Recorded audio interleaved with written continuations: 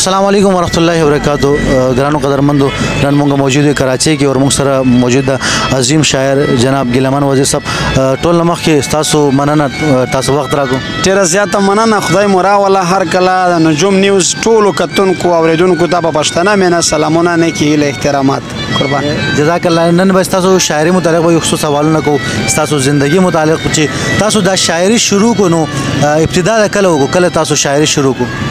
یاره د زړه سره شاعري خو زه چې ډېر ماشوم وم مقصد چې څنګه ما د پښتو ژبه زده کړې ده د هغه وخت نه مې د سندرې د شعر شاعري د هر شي سره شوق واو نو شوق مې ورسره بیا په هغه وخت کې به موږ وزیرواله شاعري په کلي علاقه کې منطقه کې هغه یو قسم مجلسونه به مو کول نه خو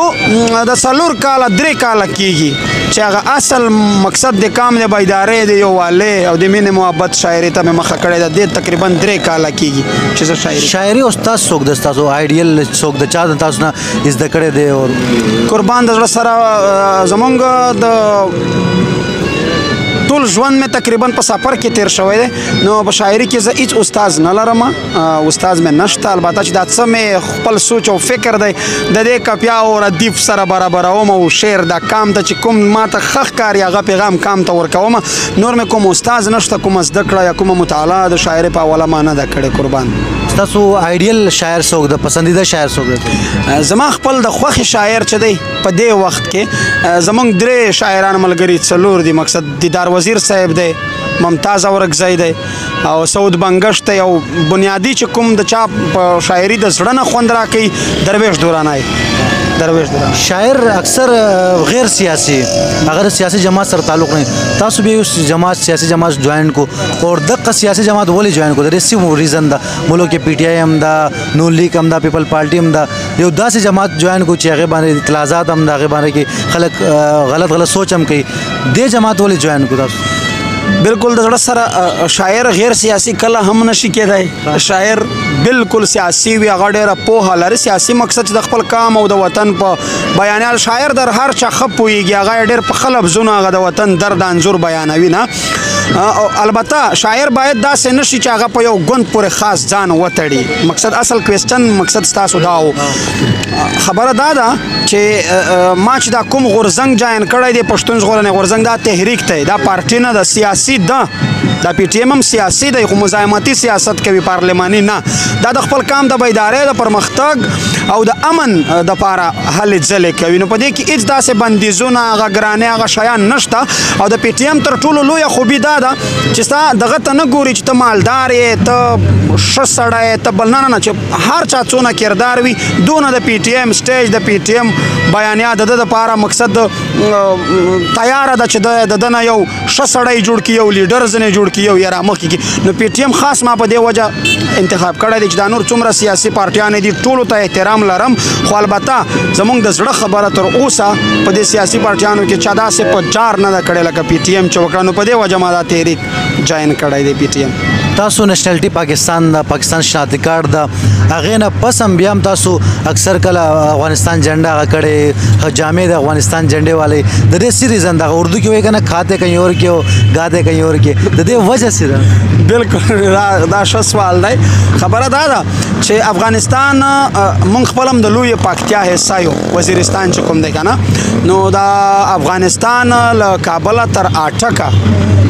دا چې څومره پښتانه سیمه ده او څومره پښتون وطن دی پښتانه پکې آباد دي دا ټول افغانستان دی او افغانستان چې کوم دی هغه زمونږ د پلار او د نیکونو وطن دی افغانستان زمونږ د نیکه ټاټوبی دی او افغانستان زمونږ هغه کور دی چې د ده د ولاړېدو سره مونږ په پښو راولاړېږو او د ده د نسکرېدو سره مونږ نسکرېږو د افغانستان سره زما خپله ذاتي مینه ده او زه خپل کور ګڼم مقصد زه مور ګڼم زه مور وطن ګڼم په دې وجه د افغانستان بیرغ ګرځوم په سینه او د مینې اظهار ورسره کوم او تر اوسه افغانستان زمونږ سره